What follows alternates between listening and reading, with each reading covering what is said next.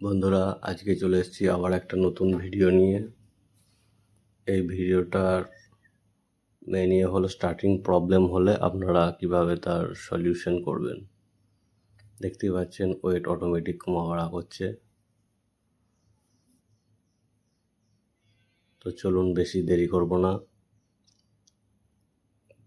KP electronic সলিউশনে আপনাদের সবাইকে স্বাগতম। আমি কিশলয়। আজকের ভিডিওয়ে আপনাদেরকে দেখাবো যে স্টার্টিং ডিফটিং হলে তার কি পার্মানেন্ট সলিউশন আছে।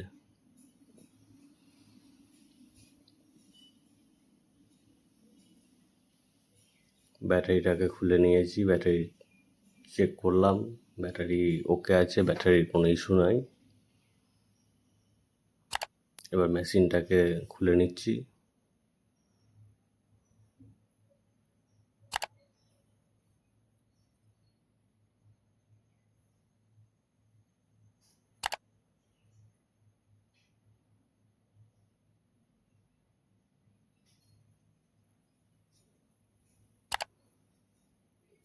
আগে ওপরের প্লেটটাকে খুলে নেব, নাহলে নিচেকার নাটটা জাম হয়ে গেছে, ওই জন্যই নিচেকার নাটটা খুলছে না।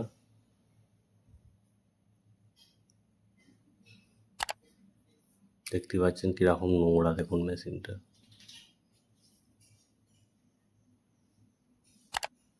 গোটা মেশিনটা নোংরায় ভর্তি। তো প্রথমে আগে ওপরের টপ কভারটাকে খুলে সাইড করে নেব।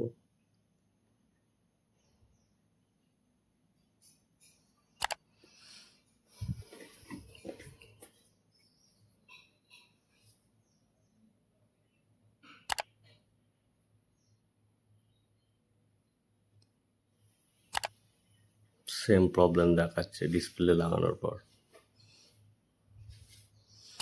তো সুইচটাকে ডাইরেক্ট করে একবার দেখব, তাতেও সেম প্রবলেম দেখাচ্ছে। মানে এখানে সুইচের প্রবলেমও নয়।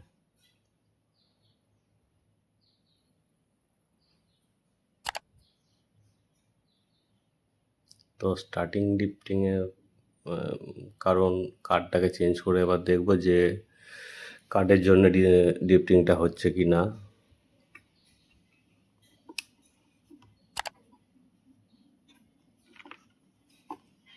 কারণ এগুলো অনেক কারণ থেকে হয়, কার্ড থেকে হয়, লোড সেল থেকে হয়।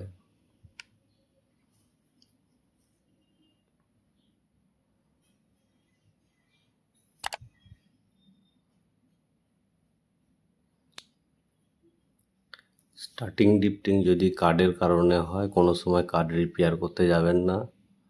কারণ আমি অনেকবারই চেষ্টা করেছি কার্ড রিপেয়ার করার, এর কিন্তু কার্ড রিপেয়ার করে সাময়িক টাইমের জন্য সলিউশন হয়,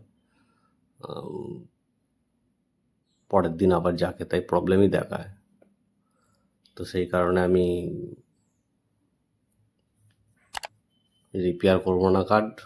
এটা কার্ড থেকেই হচ্ছে প্রবলেমটা, আমি কার্ডটা চেঞ্জ করে নেব।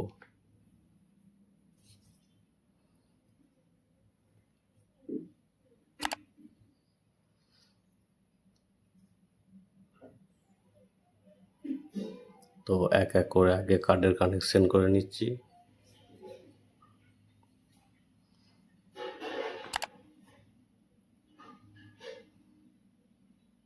প্রথমে সুইচের তার কানেকশন করে নিয়েছি, এবার ব্যাটারির তার কানেকশন করে নিচ্ছি।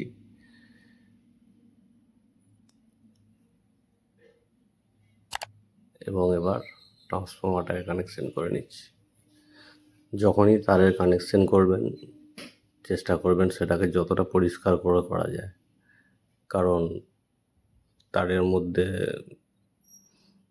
কোনো রকম একটা ক্ষীয় যদি বেরিয়ে থাকে, তাহলে কিন্তু সেটা পাশের কানেকশনকে শর্ট করতে পারে।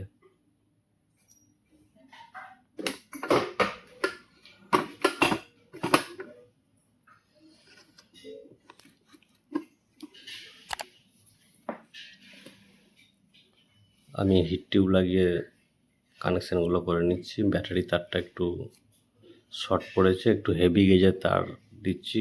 আর এই তারটা আমার কাছে টুকরোই ছিল, তো ব্যাটারি তারটা শর্ট পড়ার কারণে আমি হিট টিউব দিয়ে আর একটু বাড়িয়ে নিচ্ছি ওটাকে।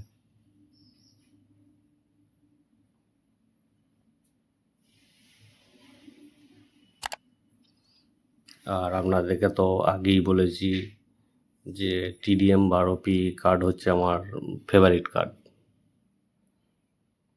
এর সবথেকে আমার যেটা ভালো লাগে যে ডিপটিং সমস্যাটা নায়ের বরাবর থাকে এর।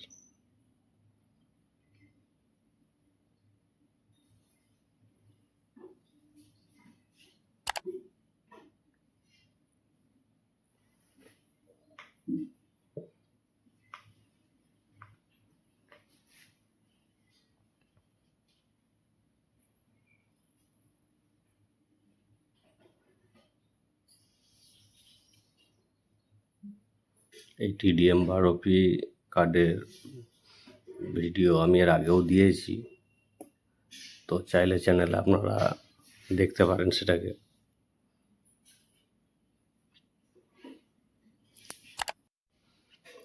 তো বন্ধুরা, এখনও যদি চ্যানেলটাকে সাবস্ক্রাইব না করে থাকেন অবশ্যই সাবস্ক্রাইব করুন, লাইক করুন, বেল আইকনে গিয়ে অল নোটিফিকেশানে সিলেক্ট করে রাখুন যাতে এই ধরনের ভিডিও ছাড়লে সবার আগে আপনি দেখতে পান।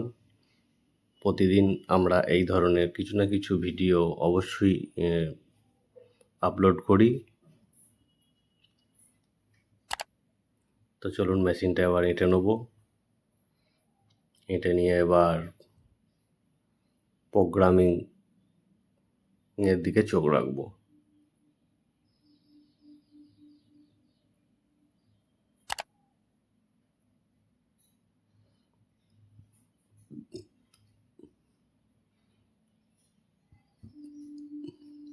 এখানে TDM12Pর অল খুঁটিনাটি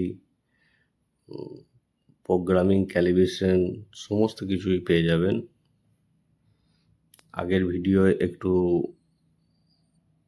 তাড়াতাড়ি হয়েছিল, কিন্তু এই ভিডিওয় চেষ্টা করেছি যতটা কভার করা যায়। তো পুরোপুরি 12Pর প্রোগ্রামিং যদি শিখতে চান তাহলে অবশ্যই কিন্তু ভিডিওটাকে ভালো করে দেখবেন।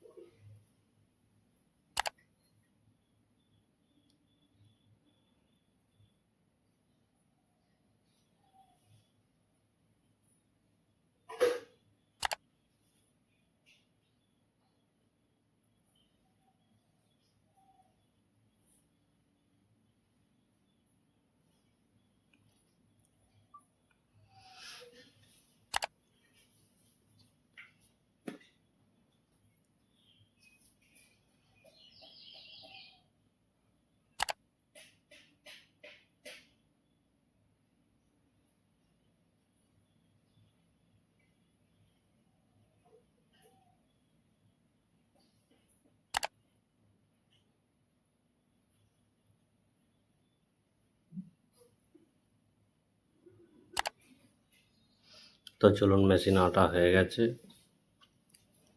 এবারে প্রোগ্রামিংয়ের দিকে আগাবো।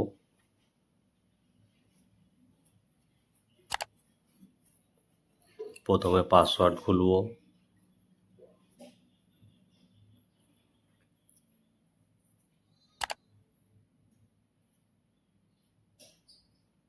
ভুল টাইপ হয়ে গেছে, সরিয়ে নেব, আবার শুরু করব।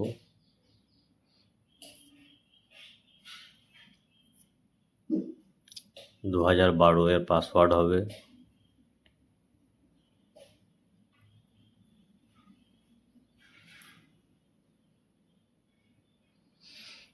ডিএসপি 0, ইয়েস, ওকে।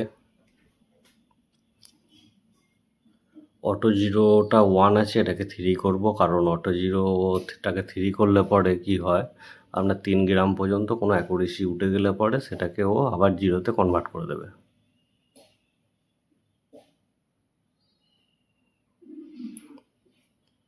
ডিপি মানে ডিজিবল পয়েন্ট যেটা আছে ওটাই থাকবে। স্টেপটা 1 আছে, স্টেপটাকে এটা 2 করব, কারণ এটা 30 কেজি হবে, 30 কেজি 1 গ্রাম, আর সরি 10 কেজি 1 গ্রাম, 30 কেজি 5 গ্রাম।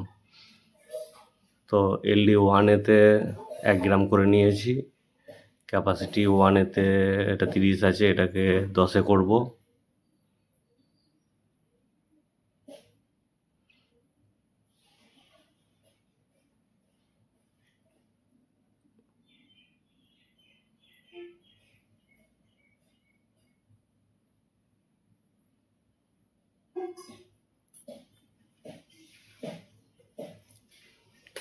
হয়ে গেছে 10,000।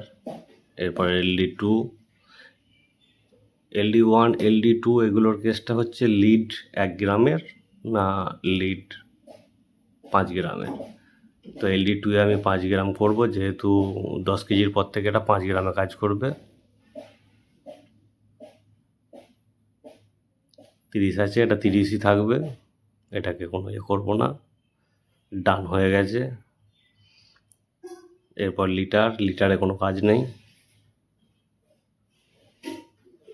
প্রাইসেও কোনো কাজ নেই, এগুলো নই থাকবে। এবারে ক্যালিব্রেশন, TDM 12P কার্ডের ক্যালিব্রেশন করার সময় একটা জিনিস মাথায় রাখবেন, আপনি প্রোগ্রামে ঢুকে ক্যালিব্রেশন করাটাই হচ্ছে বেস্ট, কারণ টিআরটিপে ক্যালিব্রেশন করলে সেই ক্যালিব্রেশন অতটা স্ট্রংলিভাবে কাজ করে না। তো আমি 5 কেজি বাটখারা দিয়ে ক্যালিব্রেশন করবো, তাই 5000 টাইপ করে নিলাম।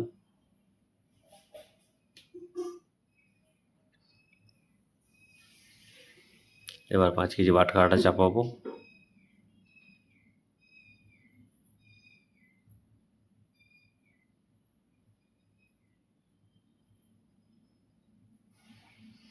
সিএফ আসার পর একটু হোল্ড করে যাবেন, ওর কাউন্টস মোডটা আসার পরে টিআর মারাটাই ঠিক হবে। আর যখনই ক্যালিব্রেশন করবেন মেশিনটাকে অফ করে অন করে চেষ্টা করবেন, তারপরে বাটখারাটাকে আবার চাপিয়ে চেক করা, কারণ না হলে ক্যালিব্রেশন করার সময় বাটখারা নামিয়ে যদি আবার চাপান তাহলে ওজন তো ঠিক দেখাবে, কিন্তু পরে প্রবলেম এলেও আসতে পারে। তো দেখতে পাচ্ছেন ওজন পারফেক্ট কাজ করছে। ভালো থাকুন, সুস্থ থাকুন।